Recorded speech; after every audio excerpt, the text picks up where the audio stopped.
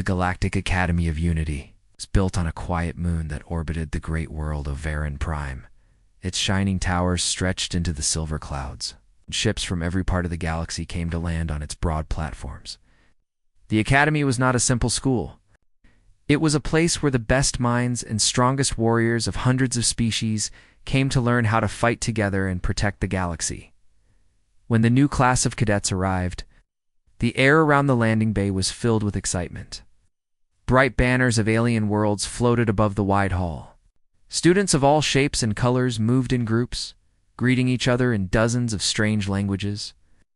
Some had scales, some had fur, some had metal limbs or glowing eyes, but among them stood one figure that looked small and very different. It was a human named Rian. He walked with steady steps, his brown uniform simple and without decoration. His height was shorter than most aliens there, and he carried no special equipment. He only had a small pack on his shoulder and a data tablet in his hand. Many eyes turned toward him, some filled with curiosity and others with amusement. Few had ever seen a real Terran before. The galaxy knew humans as newcomers. Their world, Earth, had only joined the Galactic Union 20 years ago, as most species saw them as a weak and reckless race that survived by luck rather than power. They had no natural armor, no psychic strength, no advanced technology of their own. The Academy had never accepted a Terran student before. Rian was the first. A tall insectoid cadet named Crix clicked his mandibles as he looked at Rian. "That one is from the death ball called Terra," he said to his friends. "They say his people throw metal at each other to fight." His group laughed loudly. Rian heard them but said nothing. He looked around the hall, observing every banner, every uniform, and every exit. His calm eyes showed no fear. Soon the sound of heavy boots echoed through the hall. Commander Vorth, a large reptilian being with silver armor, entered the room. His presence was enough to silence the noise. His golden eyes scanned the line of new cadets. "Welcome to the Galactic Academy," Vorth said in a deep voice. "You are the finest recruits from your worlds. You are here to learn the meaning of discipline, honor, and strength." He walked down the line, his tail moving behind him.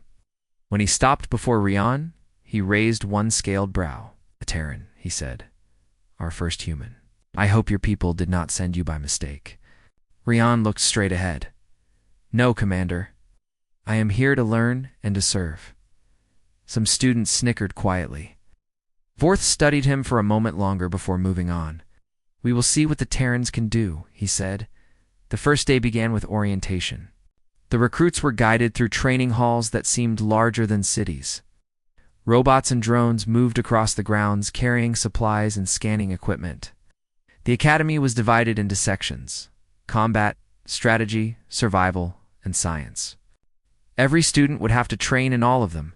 Rian was assigned to a shared dorm with 3 other cadets: Crix, a feathered avian named Tolan, and a silent gray-skinned being named Vorin. When Rian entered, the others had already claimed their bunks. The only bed left was near the door, small and without a view of the stars. Rian placed his pack there and began unpacking quietly. Crix turned to him with a smirk. "Human, what can you possibly learn here? Your kind has no claws, no wings, no telepathy." Rian looked at him calmly. "We learn fast. That is enough." Tolan laughed softly. "We will see, little Terran. The Academy is not kind to dreamers." Rian did not reply. He opened his tablet and began reading the Academy manual. His focus was sharp, his eyes moving across the screen quickly. He did not seem bothered by the cold looks around him. The next morning began with the physical standard test.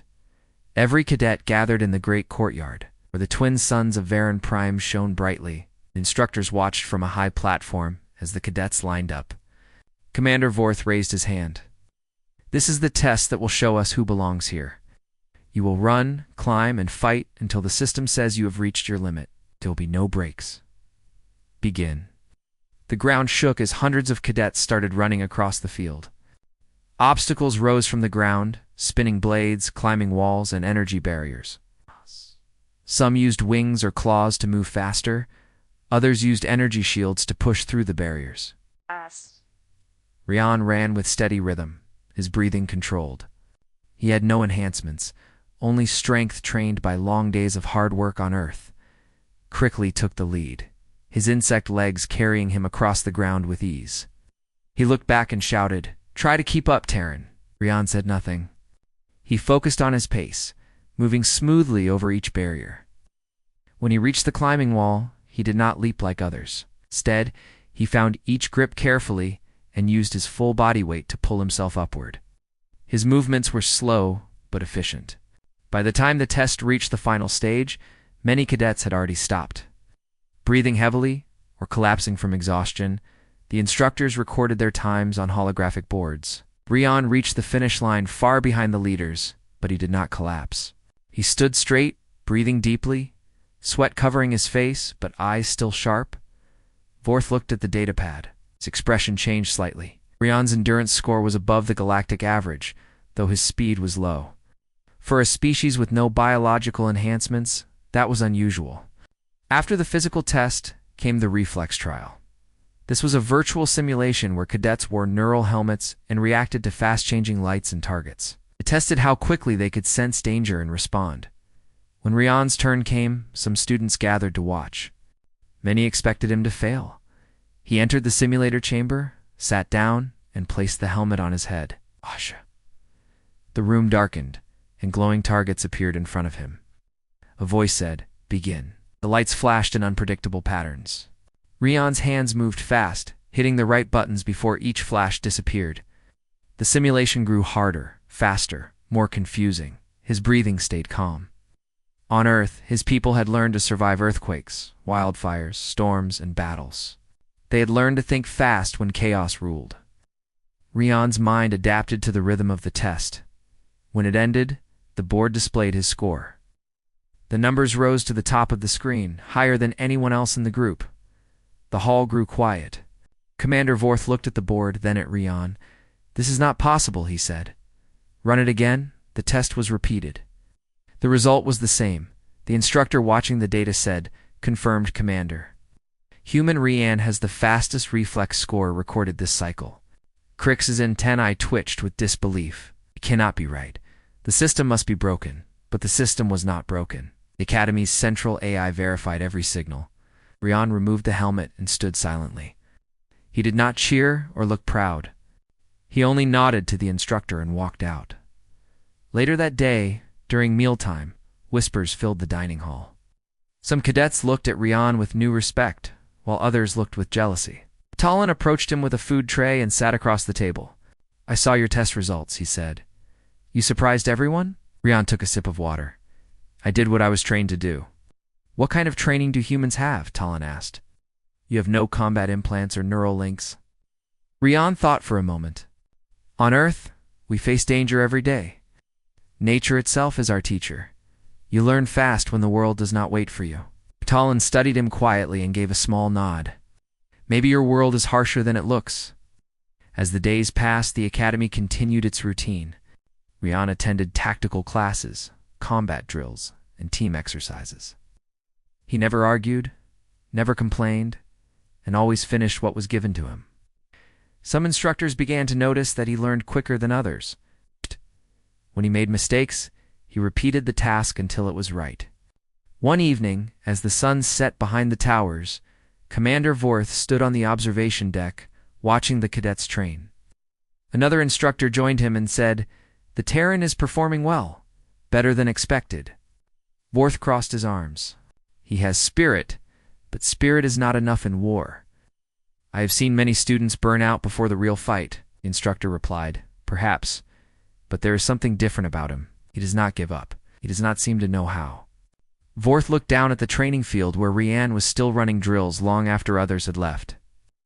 His movements were steady and focused, even in the fading light. "He is determined," Vorth said. "We will see how long that lasts." The night fell over the Academy. Rian returned to his dorm, his muscles aching, but his mind awake. Crix was already asleep, and Tolan was reading a holobook. Rian sat by the window, looking out at the stars. The view reminded him of Earth, small, blue, and fragile among endless darkness. He whispered to himself, "I will show them what a Terran can do." He lay down on his bunk, closing his eyes with quiet resolve. The next day would bring new trials, harder and longer, but he was ready. He had come from a world that never stopped testing its people. And here among the stars, he would prove that humanity was not weak. They were survivors, and survival was the first lesson every true warrior learned. Morning light covered the towers of the Galactic Academy as the new day began. The cadets were already gathered on the main field, where the banners of many worlds waved in the wind. Today was the start of the survival trial, one of the hardest tests in the academy. It was designed to push every student beyond their limits and reveal who truly had the spirit of a warrior. Commander Vorth stood on the high platform looking down at the cadets. His golden armor reflected the light as he spoke with his deep voice. This is not a simulation or a classroom test. You will be sent to the wild surface of planet Cora 9. You must survive there for 3 days without communication or help. The planet has extreme weather, limited food, and unstable ground. You will be scored on teamwork, endurance, and creativity. Those who fail to adapt will be removed from the program. The cadets listened silently. Some looked confident, while others looked nervous. The only one who showed no change in expression was Rian. He had heard the warning, but he did not feel fear. On Earth, survival was something his ancestors had practiced since the first day they walked under the sun. Teams were assigned by the instructors. Rian was placed with Crix, Tolan, and Vorin again. Crix did not hide his frustration. "Why is the human in my group again?" he complained. "He will only slow us down." Vorth looked at the insectoid cadet and said firmly, "Every team must have members from different species. You will learn to work together, or you will fail together." Crix lowered his head, but his eyes still showed dislike. Rian said nothing. He simply checked his gear and prepared for the drop a few hours later. Their transport ship entered the cloudy atmosphere of Cora 9. The planet below was covered with sharp mountains, dry valleys, and endless storms of dust. The sky glowed with red lightning that danced above the ground. The air was thin and filled with small metal particles that interfered with scanners. The ship opened its rear hatch, and one by one the teams jumped out with their survival packs. Rian felt the rush of cold wind as his boots hit the rocky surface. The landscape around him was silent except for the distant roar of thunder. He looked at his wrist tracker, which showed the coordinates of their starting point. Tolan unfolded a small drone and sent it to scan the area. "We should move north," he said. "There is a ruined structure that could give shelter from the storms." Crix clicked his mandibles. "Good idea, Birdman, but keep your drone close.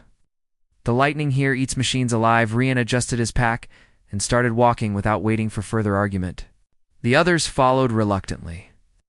The ground cracked under their boots, and gusts of red dust cut through the air like knives.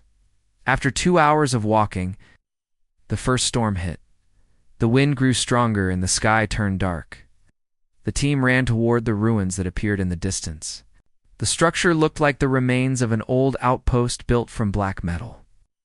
They pushed inside just before the full storm struck. Inside, the air was cold and dry. Broken screens and shattered walls surrounded them. Rian looked around and began checking the space for danger. Tolan set up a small heat lamp, while Crix complained again. "This planet is nothing but death. How do they expect us to survive here?" Rian replied calmly, "By thinking before we move." Complaining will not help. Crix gave him a sharp look. "You think you know more than me," human Rian did not answer.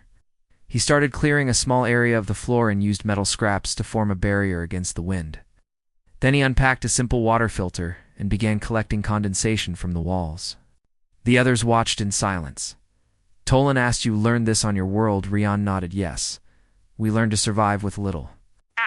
Sometimes the only tools we have are our hands and our will." Crix turned away, but said nothing more.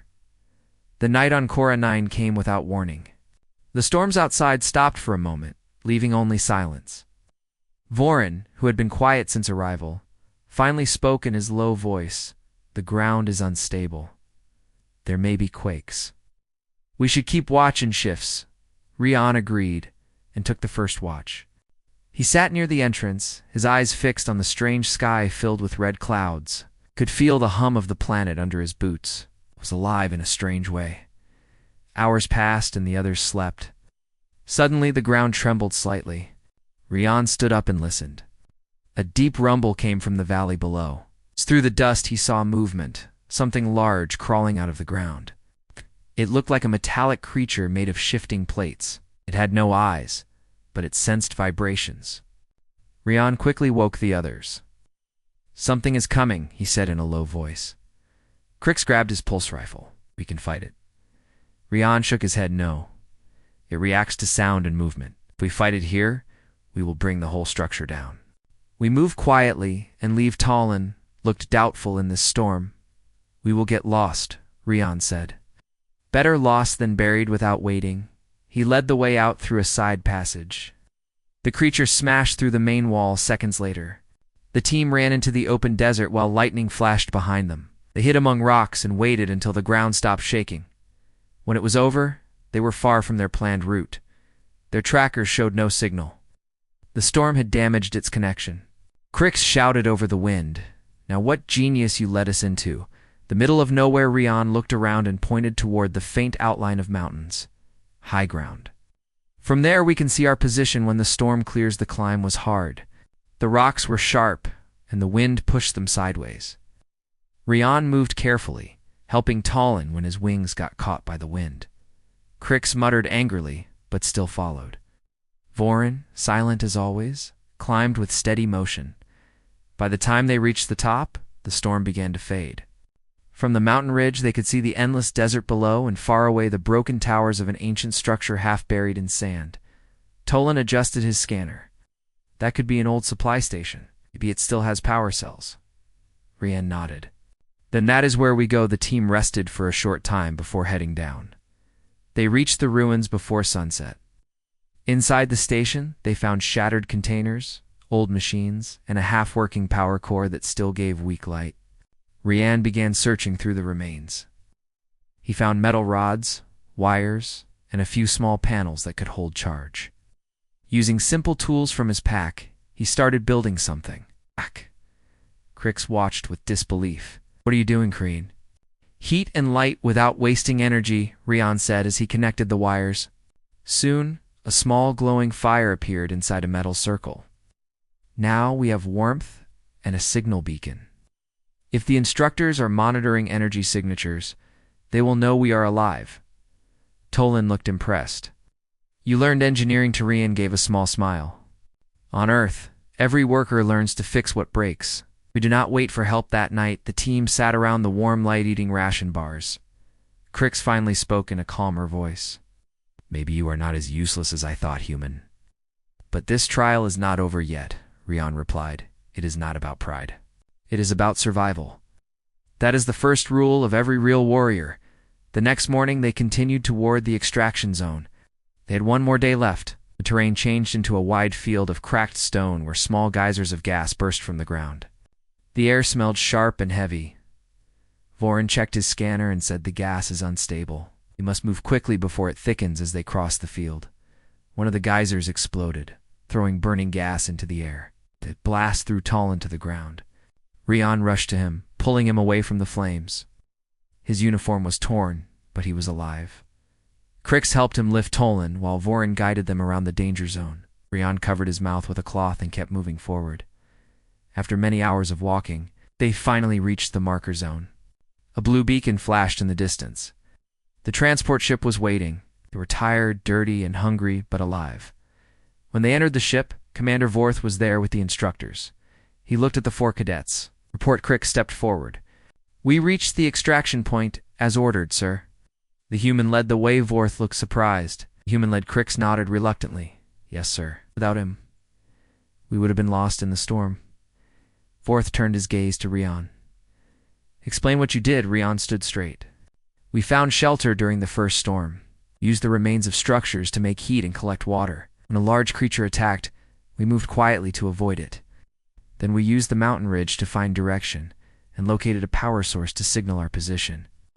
My team worked together and survived." The commander studied him silently for a moment. Then he looked at the data from their trackers.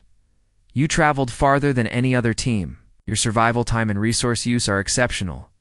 He turned to the others. "This is what adaptability looks like. Technology can fail. Power can run out. But the mind that refuses to stop thinking will always find a way. Remember that lesson? As the ship lifted off, Talon looked at Rian and said quietly, "You saved us." "I will not forget it," Rian replied. "We saved each other."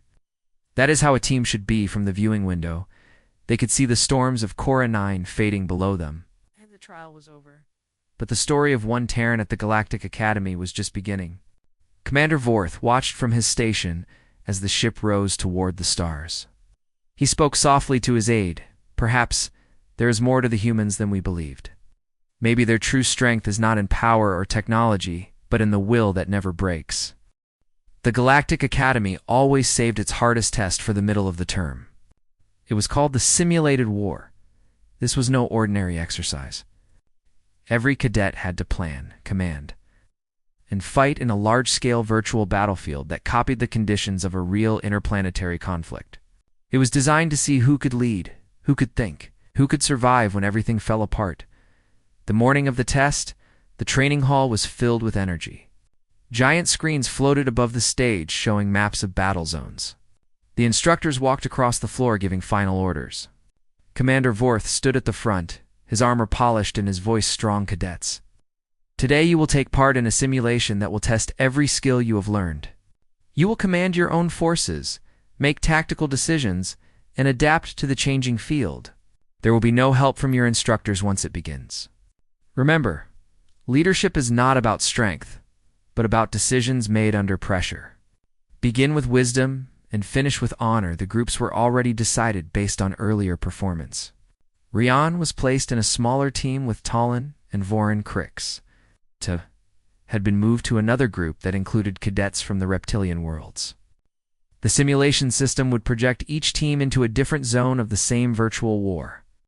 Only the best strategists could find a way to control the entire map. The cadets entered their pods. Once the covers closed, the neural links connected to their minds.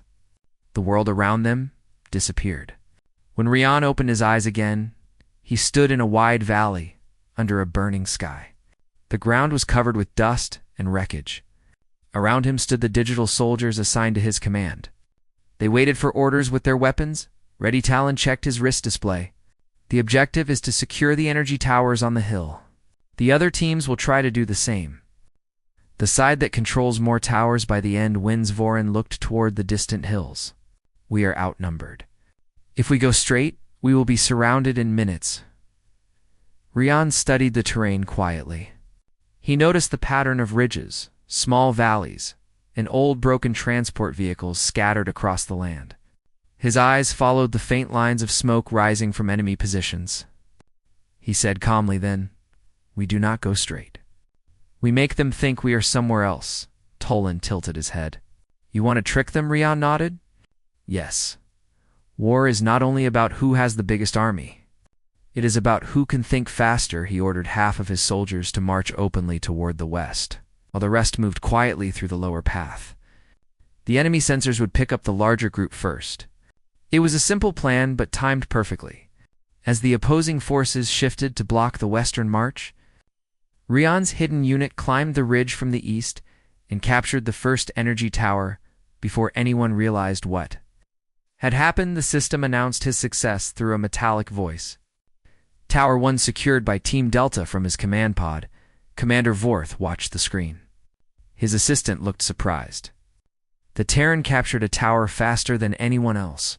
Vorth narrowed his eyes. "Let us see if he can hold it inside the simulation." Rian's forces were already under counterattack. Enemy drones filled the sky firing energy bolts. Rian used the ruins for cover and ordered his soldiers to target the drone shadows instead of the drones themselves. The reflected fire confused the targeting systems of the enemy, making their attack less effective. Talon's sharp eyes followed the movement. "You are using light to mislead their sensors." Rian replied, "Every weakness has a key. You just have to see it." They held the tower for 10 minutes before pulling back on purpose. The enemy pushed forward, thinking they had driven them away. Then, when the enemy concentrated in the open ground, Rian launched a surprise strike from both sides, using the reserve troops he had hidden earlier. The ambush crushed the attackers completely. The simulation scoreboard flashed again. Team Delta moved to second place among all teams. Vorth folded his arms. Interesting. He does not fight like the others. He uses retreat as bait. Most cadets never risked that. By midday, the simulated war had become chaotic. Dozens of teams fought across the digital continent. Explosions lit the horizon. Data screens changed every second as alliances formed and broke. Rian stayed focused. His small team avoided large battles and struck weak points instead. He attacked supply depots, communication towers, and command posts instead of wasting energy in direct combat, Vorin asked during a pause. Why do we not try to destroy their main base? Rian replied. Because when the head is too strong, you cut the legs first. Once they cannot move, the head falls on its own. By the end of the second hour, many teams had already been defeated. Crix's group was still strong and had captured 3 towers. His voice came through the communication line filled with pride. Terran, enjoy your small tricks while they last. When we meet on the field, I will show you real combat. Rian did not respond. He only smiled slightly and continued planning. The final stage of the simulation brought all surviving teams into the same central valley for one grand battle. The valley was full of wrecks and smoke. The system created a wide energy storm overhead to make sensor reading harder. Every cadet had to rely on sight and instinct. Rian looked at his team. Stay low. We will let them fight first. Talon frowned. You mean we wait while others destroy each other? Rian nodded. Exactly. Chaos is the best ally when you understand it. The sound of weapons filled the air. Explosions shook the ground. Massive mechanical walkers from the reptilian team clashed with the heavy tanks of the aquatic species. Lasers burned through the mist. The sky turned red from constant fire. Rian waited until the enemy forces were too busy fighting each other. Then he moved his small units around the edge of the battlefield using the cover of smoke. He sent small drone mines to crawl under the wrecks and attach to the legs of the largest machines. When the time was right, he activated them all at once. The valley lit up with a chain of explosions. Giant machines fell like mountains. The battlefield went silent for a moment as every other team tried to understand what had happened. Rian's team stormed forward, capturing the final tower in the confusion. The system's voice echoed through the hall. Simulation complete. Team Delta is victorious inside the control room. Commander Vorth stood frozen. His assistant checked the data again. He defeated 6 larger teams with minimal losses. Efficiency rate, 93%. That is a new record. Vorth spoke slowly. And he did it without using any of the standard tactics we teach here. The simulation pods opened one by one. The cadets stepped out, sweating and tired. Rian removed his helmet calmly and looked around. Some cheered. Some looked angry. Crix came forward with disbelief in his eyes. How did you do that, Terran? You had no heavy weapons, no support ships, nothing. Rian looked at him and said quietly, I used what I had, and I made the rest. The crowd around them grew silent. Commander Vorth walked into the hall. All cadets stand at attention. Everyone stopped talking. Vorth looked at the screens above, showing the final results. Team Delta, led by Cadet Rian of Terra, has achieved full victory. Their tactics were unorthodox, but effective. Their understanding of timing and deception was exceptional. This is what true command means, he turned to Rian. Explain your strategy. Rian stood straight. Every army has habits. When you see those habits, you can predict their moves.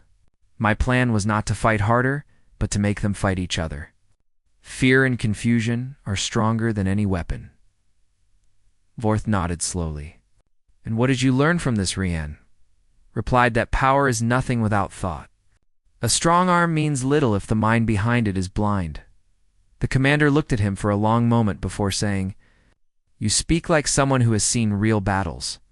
Perhaps your world's chaos has taught you well? Rian did not deny it.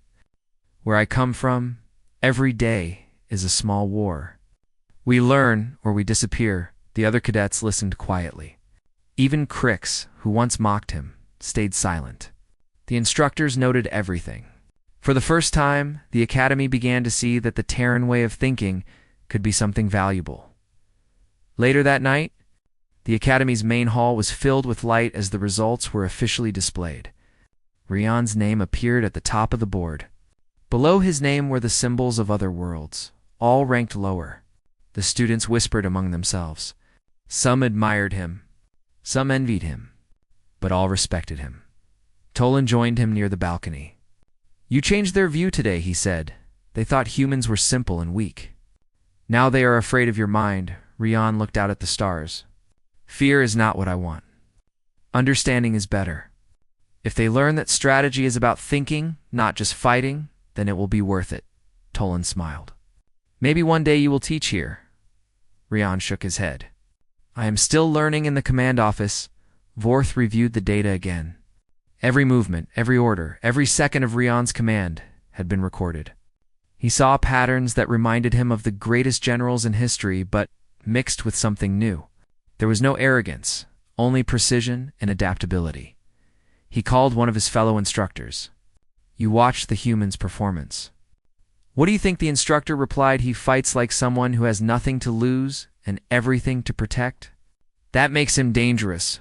Vorth looked at the glowing hologram of Earth. "Then maybe humanity will be the storm the galaxy never expected." That night, while the Academy slept, Rian stayed awake in his room. He looked at his data. The days after the simulation were quiet but full of whispers. The victory of the Terran Cadet had spread through every corner of the Academy. For some, Rian had become a symbol of strange genius. For others, he was still an outsider who had broken their order of pride. Even the instructors began to look at him with silent curiosity. The training halls were now busier than ever. Cadets worked harder, studied deeper, and tested new strategies inspired by Rian's ideas. Commander Vorth noticed this change. Said to his officers during a briefing, "One human made the entire class think differently. That alone is a victory for knowledge, but peace at the Academy was never meant to last long." One morning, as the twin suns rose over the towers, an alarm echoed through the entire campus. The metallic voice of the security system announced a code red: "External threat detected. All cadets remain in shelters. Instructors report to command immediately." The sky darkened as defense shields formed over the Academy. Students ran through the corridors in confusion. Rian and Tolan were on their way to the strategy hall when the floor shook. The energy walls flickered for a moment before stabilizing again. Tolan looked up in fear. "Is this another simulation?" Rian's eyes narrowed. "No, the shields would not activate for training." Commander Vorth's voice came through the speakers. "Attention, all cadets. This is not an exercise. Unknown vessels have entered Varen orbit. They're not responding to communications. All defense units prepare for possible engagement. The Academy was built on the edge of a quiet planet used for research. It was not a battlefield. None of the students had expected to face a real attack while still learning how to fight." Rian followed the rushing crowd toward the central control dome. Through the transparent walls, he saw distant flashes in the sky. Ships were burning as they entered the atmosphere. Formation of dark vessels hovered above the horizon like moving shadows. Vorin met them halfway. His scales shone under the emergency lights. "They are not pirates. The ships belong to the Kraith Dominion. They are raiders from beyond the neutral zone." Tolan frowned. "Why would they come here? The Academy has no treasure," Rian replied calmly. "Knowledge is a treasure. Maybe they want the data cores. Maybe they want to prove a point." The instructors began to organize defenses. Energy turrets rose from the ground. Shield generators hummed louder. But the Academy had limited weapons because it was a place of learning, not war. Most of the defenders were still cadets. Vorth appeared on the main screen. "All advanced cadets will assist in defense coordination. Team Delta report to Control Room 3." Rian and his friends ran there at once. Inside, dozens of officers worked on tactical maps. The main holodisplay showed enemy forces landing outside the perimeter. Vorth looked at Rian. "Cadet Rian, you have experience in simulation command? You will help direct ground defenses on the east sector." Rian saluted. "Yes." Commander Vorth handed him control of several drone units and light mechs. "You have limited firepower. Hold them as long as you can. Reinforcements from orbit." Are still hours away, Rion took a deep breath and turned to his small team. You heard him. We protect the academy until help arrives. No one gets through the eastern plains stretched wide and open.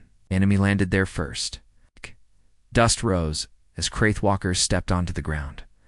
Their armor glowed red. Behind them came squads of alien troops armed with plasma rifles. Rion positioned his forces across the hills. He ordered drone turrets to dig in and camouflage with the sand. He set energy mines in a zigzag pattern leading to the valley. Then he ordered his mechs to stay hidden until the signal. Tolan stood beside him with a pair of binoculars. They are moving fast, Rian replied. Then we make them slower as the first enemy units entered the valley. The mines activated. Blue energy waves burst under their feet, throwing armored soldiers into the air. Drones hidden under the rocks opened fire. The ambush broke the first wave completely, but the enemy kept coming. More ships landed behind them, releasing heavier machines. The ground shook again. Vorin shouted, "They have siege tanks. We cannot stop those with light drones." Rian pointed to the ridge. "We can if we make them fall." He directed several drones to fly high and fire at the slope above the tanks. The explosions triggered a landslide. Massive rocks rolled down and crushed the enemy machines. The strategy bought them more time. Inside the command dome, Commander Vorth watched the battle unfold. His officers could not believe what they saw. "He is using terrain like a weapon. One of them said he fights as if he has lived on this planet for years," Vorth answered. "Quietly, he sees patterns where others see obstacles." The fight lasted hours. Every attack was met with a clever counter. Rian's team moved from point to point, using the terrain to their advantage. When the enemy adapted, he changed tactics faster. At one point, communication lines broke. Many cadets panicked. But Rian stayed calm. He used light signals and short-range transmitters to keep his units coordinated. His clear orders kept morale high. When the sun began to set, the Eastern Front still held. Yet the main power generator of the Academy was hit by orbital fire. The shields weakened. Vorth called all team leaders. "The shield will not last. We must prepare for ground breach." Rian looked at his friends. "If the shields fail, the central dome will be open. We have to protect the students inside Tolan."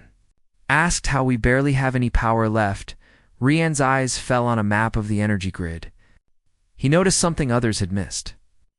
There is an old tunnel under the generator. It connects directly to the command dome. If the enemy uses that route, they can reach the core. Isley Vorin checked the data. "You are right." "No one has secured that path." Rian stood up. "Then we will do it ourselves." He gathered a small group of volunteers and moved through the dark corridors below the academy. The air was filled with dust and heat. The hum of the damaged generators echoed around them. When they reached the tunnel, they saw shadows moving inside. "The enemy had already entered," Rian whispered. "We hold them here." No step further, the battle inside the tunnel was fierce but close-ranged. The humans and their allies used every corner and every bit of cover. Rian fought with calm precision, giving quick commands while firing his sidearm. He aimed not at the strongest soldier, but at the one giving orders. The enemy's coordination broke quickly. After 20 minutes of heavy fighting, the tunnel fell silent again. Rian's team stood surrounded by smoking debris. They had stopped the infiltration, but lost half their group. Tolan leaned against the wall, breathing hard. "We did it. But we cannot fight another wave like that." Rian checked his wrist display. "We will not need to. The fleet will arrive soon outside." The night sky flashed as friendly ships entered orbit. The reinforcements launched their counterattack. Enemy vessels began to retreat. Within an hour, the sky was clear again. The Academy had survived. Commander Vorth met Rian and his remaining team in the courtyard. He looked at them with rare emotion. "You did what even seasoned soldiers might fail to do. You held the line until help came. You protected lives and knowledge. You honored every lesson you learned here." He turned to the gathered cadets and spoke loudly. "Remember this day? Remember who stood in front when fear came." This is the meaning of courage. The crowd cheered. Even those who once doubted Rian shouted his name. For the first time, the Terran was not seen as an outsider, but as one of them. Later that night, the Academy held a memorial for those who had fallen. Rian stood quietly in the back. When Commander Vorth approached, he said softly they were brave. I wish I could have saved more Vorth, placed a hand on his shoulder. You saved everyone else. That is what leadership means, Rian looked at the stars above. Will they attack again, perhaps? Vorth answered, but next time, they will think twice before facing this academy. And they will remember that a human stood against them in the days that followed. The academy repaired the damage. The cadets worked together regardless of race or origin. Experience had changed them all. They had seen what unity could do. Talon often joked, "You came here to learn, Rian. Now they are learning from you." Rian smiled. We are all learning. That is how we grow. The Academy Council later held a special meeting. Commander Vorth proposed a new training program based on Rian's methods. He called it Adaptive Command. The council agreed. Sfoon, every cadet, from the youngest recruit to the top officers, studied the tactics born from that battle. Rian's name became a symbol of clever thinking and calm courage. Other worlds began to send observers to learn the Terran way. The phrase "only one Terran warrior" spread across the galaxy, but it no longer meant isolation. It meant that even one human with heart and reason could change everything. Months later, Rian stood again on the balcony, overlooking the repaired campus. The new students trained below. He had been offered a place as a junior instructor. He looked at the rising suns and thought of home. Talon joined him. "You're thinking about leaving?" Rian nodded. "Someday, but not yet. There is still much to teach and more to learn." Talon grinned. "When you go back to Earth, what will you tell them?" Rian looked at the stars and said that we are not alone, and that the galaxy is not as strong as it believes. Sometimes one idea, one person, can change everything. The academy bells rang, calling cadets to the next session. Rian turned away from the balcony and walked down the hall. His steps were steady, his mind clear. The battle was. Months passed after the defense of the academy. The students had returned to their routines, but the memory of that day remained vivid. Rian continued to train, teach, and learn, but something new was coming. A special message arrived from the Galactic Council. It was an invitation to an elite mission, the kind that involved multiple worlds, critical decisions, and risks that could shape the fate of the galaxy. Rian read the message quietly in his dorm. The holographic text displayed clearly, "Cadet Rian of Terra is requested to join the First Response Task Force. Your experience in strategy, survival, and leadership is needed for a critical mission. Travel to the Council Station for briefing." Immediate Talon looked over his shoulder. "You're being called to a real galactic mission. It's not training. Not simulations." Rian nodded slowly. "I expected this. The Academy has shown what I can do. Now it is time to see what humanity can do in the wider galaxy." Vorin, always calm, said simply, "This will be dangerous. They do not call a cadet for something easy." Rian looked at him. "Then we go prepared and focused. Fear does not win wars." The trip to the Council Station was swift. Rian traveled on a fast shuttle, escorted by an official from Varen Prime. The station itself floated above a large blue planet, shining like a jewel. Hundreds of ships from different worlds were docked at its bays, signaling the importance of the meeting inside the council chamber. Rian was greeted by beings of many shapes and sizes. The head of the council, a tall being with translucent skin and glowing veins, addressed him directly. "Cadet Rian, the galaxy faces a threat unlike any we have seen. A rogue fleet from the Zandari cluster has begun a campaign of conquest. They have attacked supply lines, destroyed communication hubs, and captured outposts. Many worlds are on the brink of collapse." Rian listened quietly. "What is expected of me? You will join the First Response Task Force," the council said. "It is composed of the best warriors, strategists, and scientists from every member world. Your role is to lead the human units and advise on combined operations. You will coordinate with alien commanders and plan the first strike against the Zandari fleet." Rian thought for a moment. He had faced simulations, survival trials, and attacks on the Academy. This was larger. This was real war. But he did not feel fear. "I accept. I will do my best to protect the galaxy." The council nodded. "We knew your kind would understand the responsibility back at the Academy." Rian gathered his small team before leaving. Tolan, Vorin, and a few volunteers who had survived the previous trials would join him. Crix came forward with a reluctant nod. "Do not embarrass Terra in front of the galaxy," Rion smiled faintly. "I will not." We go as one team. The journey to the Zandari cluster was long. The task force traveled through wormholes, passing planets, moons, and asteroid fields. Every cadet and officer trained while traveling. Rion spent hours analyzing data, predicting enemy movements, and planning strategies. His experience from the academy gave him an advantage. He could see patterns others missed at last. The fleet approached the outer edge of Zandari space. The sensors detected dozens of enemy vessels, some large enough to hold thousands of troops, others smaller but faster. The task force slowed to a formation that allowed reconnaissance drones to scan the enemy while keeping defensive. Lines ready, Rian gathered his team on the command deck. "We have one opportunity. The Zandari expect a direct attack. If we do that, we lose half the fleet before reaching their core. Instead, we divide into 3 units. Unit 1 feints at the north sector. Unit 2 attacks the supply depots. Unit 3, our unit, will move quietly to disable their communications. If we succeed, the other units can strike with minimal resistance." Talon tilted his head. "It sounds risky," Rian nodded. "Every successful strike has risk. But the smallest advantage now can save thousands of lives later." The fleet prepared. Lights blinked on control panels. Engines hummed. Rian's heart beat steadily. This was no simulation. The decisions would have real consequences. The plan began with the feint. Unit 1, led by reptilian and avian commanders, created a massive display of firepower at the northern sector. The Zandari fleet responded immediately, moving resources and ships away from their supply depots. Unit 2 launched a quick strike, destroying the depots with minimal losses. Explosions rocked the space around them, cutting off enemy reinforcements. Rian and his unit moved silently along the edge of the enemy fleet. Their ships were small, fast, and difficult to detect.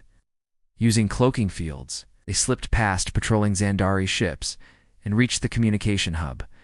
Inside the enemy hub, Rian coordinated drone teams to disable the main systems. One wrong move would trigger alarms. He gave calm, clear commands. His team followed exactly. Within minutes, the communications went dark, leaving the Zandari fleet unable to coordinate. Talon whispered in awe. He did it without anyone noticing. Rian nodded. "Now we wait for the other units to strike." The task force attacked simultaneously. With communications down, the Zandari ships could not coordinate. Many fell to the precise strikes of the United Fleet. Others retreated in confusion. The advantage was complete. Rian monitored every movement. He noticed a group of enemy ships trying to escape to a hidden sector. Without hesitation, he suggested intercept routes. The Allied ships moved as one and cut off the escape. Hundreds of Zandari soldiers were captured, and the fleet was forced to surrender. Commander Vorth, observing from another part of the fleet, spoke to his officers. "The Terran has done what many generals could not. Saw the unseen, acted calmly, and made the fleet move as one after the battle." The task force returned to the council station. The council celebrated the victory but also honored the fallen. Rian's name appeared in every report. He had coordinated a key operation that had saved countless lives and changed the course of the war before it. Even began the council chair addressed Rian personally. "Det Rian, your leadership and insight have proven the value of Terran thinking. You have shown that strategy, courage, and focus are as strong as any weapon in the galaxy. The task force will continue to follow your guidance." Rian bowed respectfully. "I only did what was needed. The galaxy is vast, and no one wins alone." "All of us work together?" The council nodded. "Then we also ask you to help train future commanders. The Terran way of strategy should be preserved and taught." Rian agreed. He would remain with the task force for further operations and share his knowledge. Yet his thoughts returned to Earth.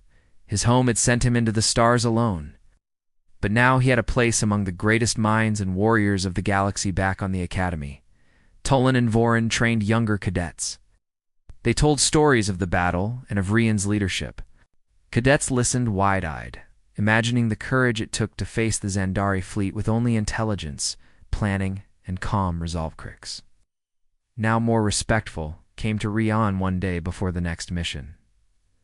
I underestimated your kind, and your people may be the galaxy's greatest asset.